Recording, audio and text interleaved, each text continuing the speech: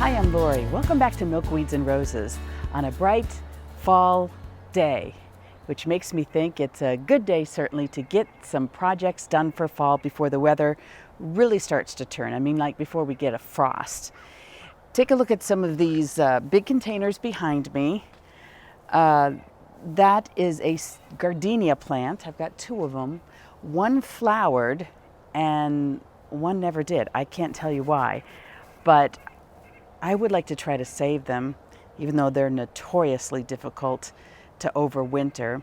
I'm here in zone 5B, and these plants simply aren't meant to live through the winter, and they aren't meant to live inside. So I would like to give it a go, though, and that's what makes it interesting as a gardener, to try new projects and see if we can succeed. After all, they weren't cheap. I mean, I got them at a big box greenhouse, but still, they were $40 a piece. So I would like to save them if I could.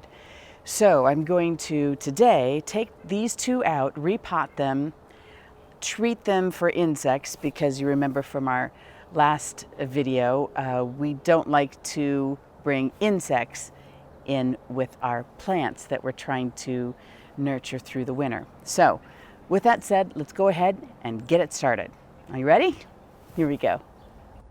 So step number one is taking a good long look at the plant from bottom to top, picking up the leaves, looking at the underside, checking the elbows of the plant, because that's where bugs like to hide, taking a look at the base of the plant.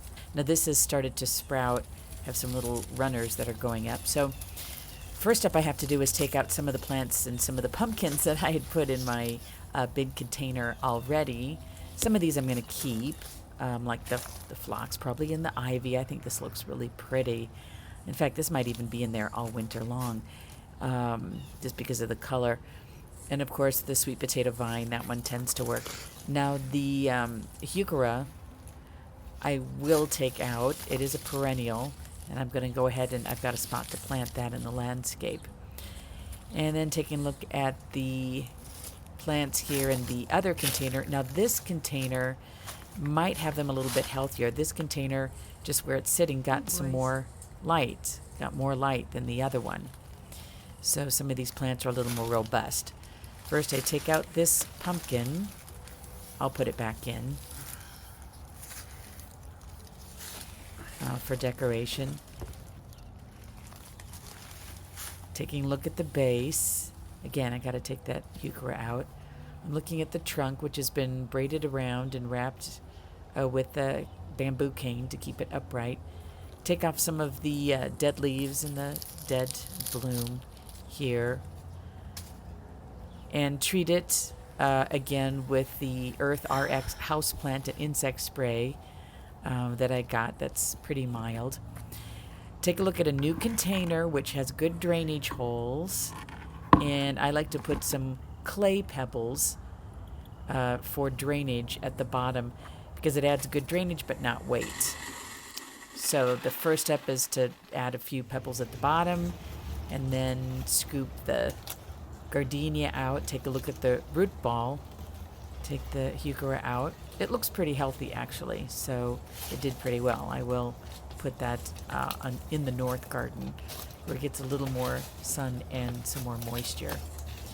Taking the plant out itself, it's not well rooted, honestly.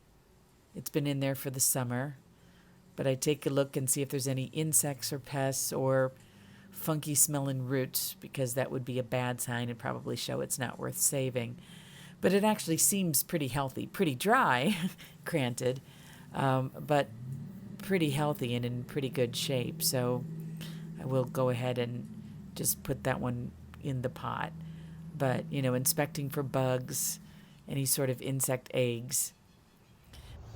Placing it back in the new container.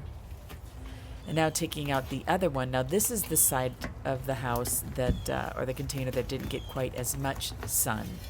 So I suspect that's why it never flowered. It stayed green, it didn't die. I kept watering it, I fertilized it through the year. And, you know, as you can tell from the roots and the effort it took to get it out of this container, it does have roots. but it just didn't flower. I think it didn't get enough sun, honestly. Here are the finished repotted gardenias. All I have left to do is water them. And then I have some movable coasters to put them on after they drain. Then I'll bring them in the house. We're still going to have some nice warm days, a whole string of them yet. So that will give me time to water them and treat them for insects once again. But they have fresh new dirt, and I'm going to give it a go and see if I can't make them last over the winter. And here are the finished, well, I guess I should say mostly finished. I still might add some additional touches, but the finished containers that I've put together. I'm going to cut a couple more, possibly, since they're dried and they're done blooming. And this is a type of hydrangea that blooms from new wood. So if I just cut it down within a few inches of the ground every year, it reflushes every spring. So in the meantime, that gives me some nice material to put into containers, both indoors and out, to decorate with. And I just think those are beautiful. They age really well. I have that as well as some of my Annabelle hydrangeas here. Oops, pardon my shadow. So I put those in there. I've left some of the other phlox because it's still going, and I've added some pumpkins. A friend of mine has a pumpkin farm, and I had fun visiting that, so got a few pumpkins to add in there, and it seems kind of nice. So anyway, we'll put it back together. These birch poles, oh my gosh, I bet I've had these for 10 years. They're not in the best of shape, but if I bind them together and sink them in this pot, then I just leave those here for the winter, and they tend to do pretty well. I just change what's in the pot. But I tell you what, once it freezes, they're in for the season all the way until spring. So that's how that works. And here is this one. I found cute little black cat yard art.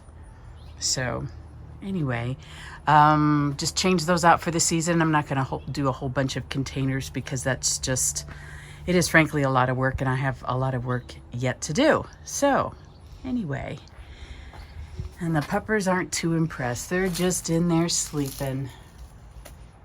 They were monitoring the whole thing, of course, so they weren't too terribly impressed.